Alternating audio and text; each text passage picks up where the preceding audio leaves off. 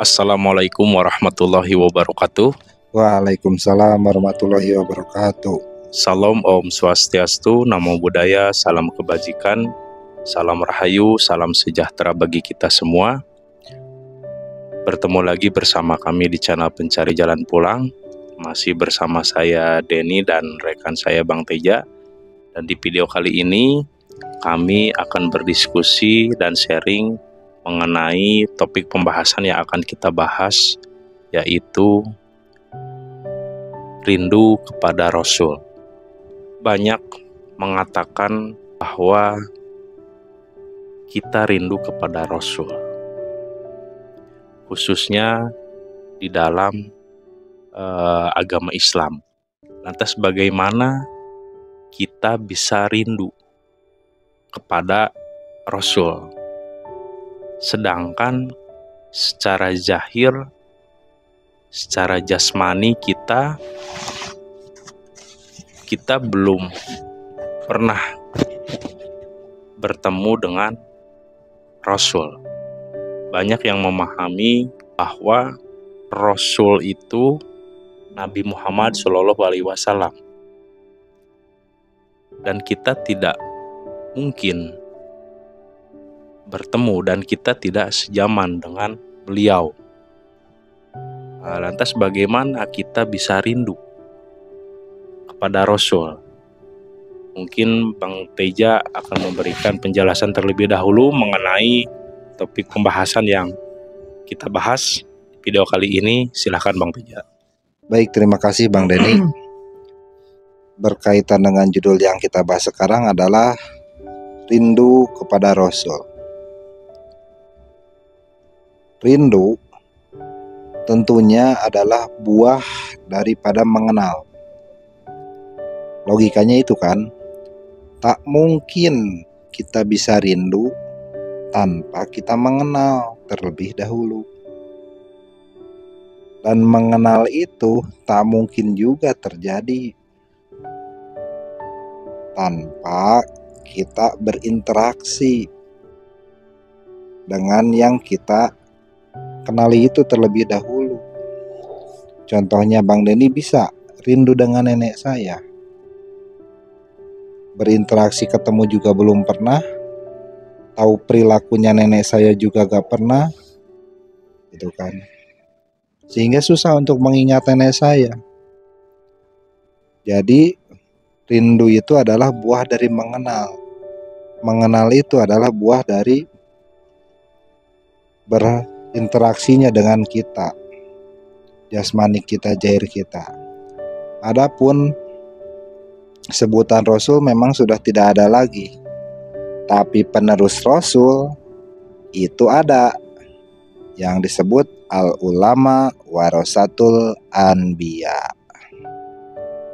Nah, yang jasmaninya itu adalah walia mursida, sebagaimana dalam Al-Kahfi 17. Lewat situlah, lewat link itulah, lewat jalur itulah kita akan mengenal Rasul. Karena isi dadanya sama dengan isi dada Rasul, dicurahkan secara turun-temurun, dan itu hanya seorang.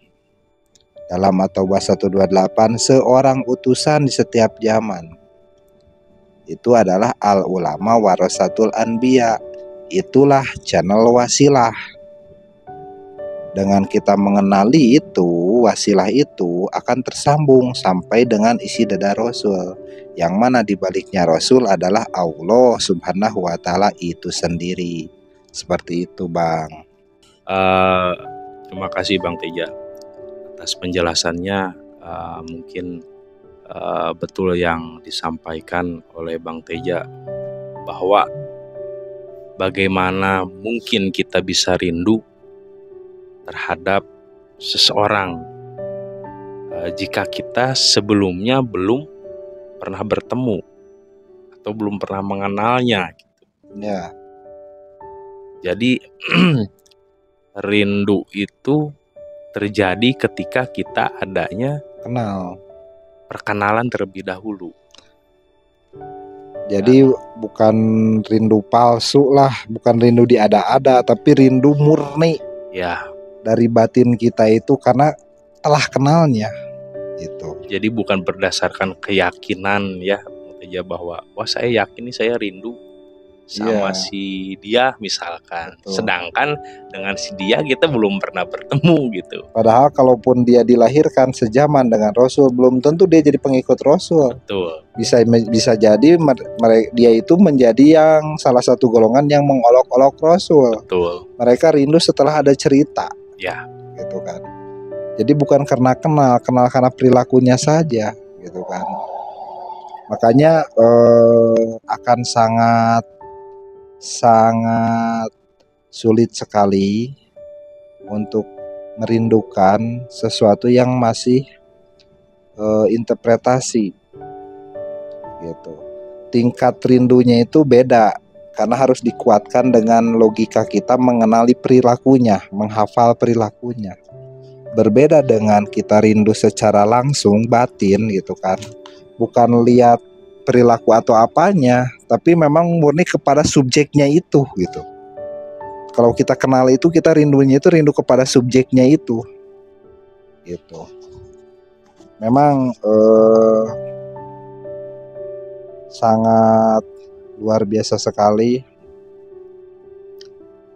Walaupun misalkan kita secara zahir terbatas oleh ruang dan waktu, tetapi dengan dimensi kerohanian itu tidak terkurung oleh ruang dan waktu.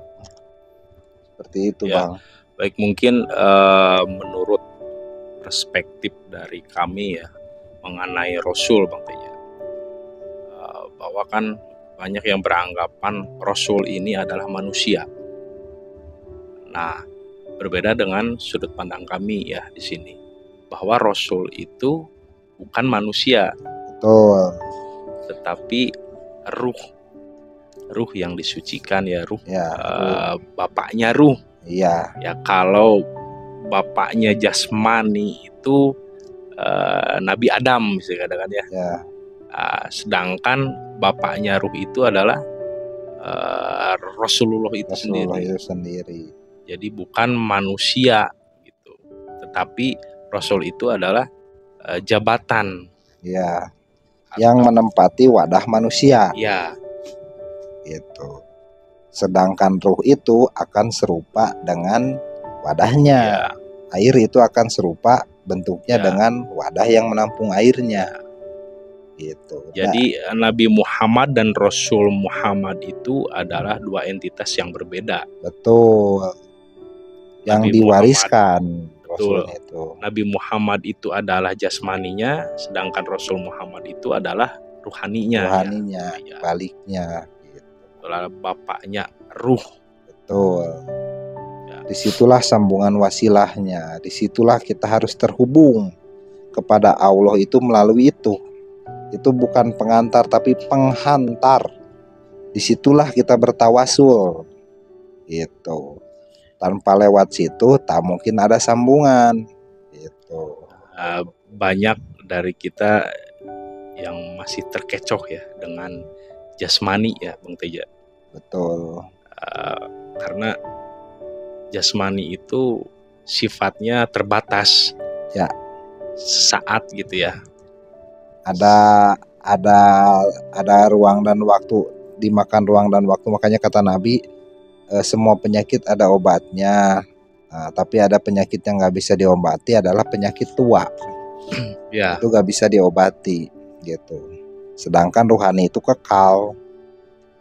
Dan itulah yang diwariskan kepada al ulama warasatul anbiya, dan itu hanya seorang. Sebagaimana dalam At-Taubah 128, seorang utusan dari kaummu sendiri gitu. Itu akan menjadi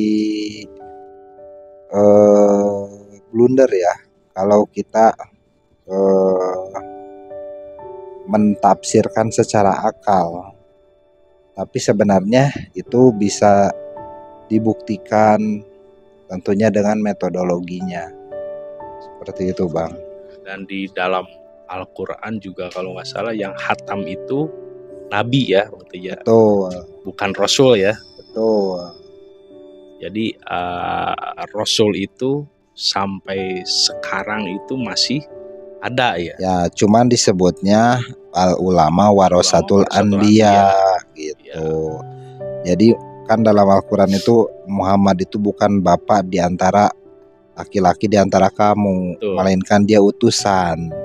Nah, Muhammad itu utusan dan penutup para nabi gitu. Nah, rasulnya itu diwariskan gitu kepada penerima warisnya yang terus bersambung. Nah, untuk zaman sekarang kita harus mencari. Itulah yang disebut wasilah, wabtahu ilahil wasilah wajahidu fisabilihi, carilah jalan wasilah.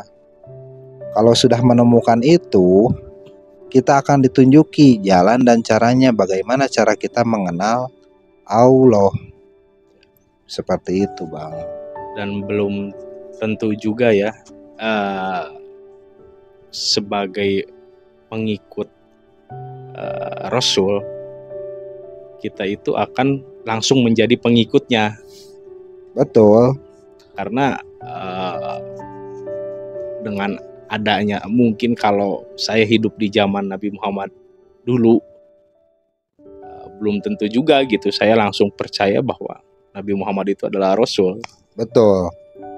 Ya seperti katakanlah sekarang digembor-gemborkan Imam Mahdi akan datang.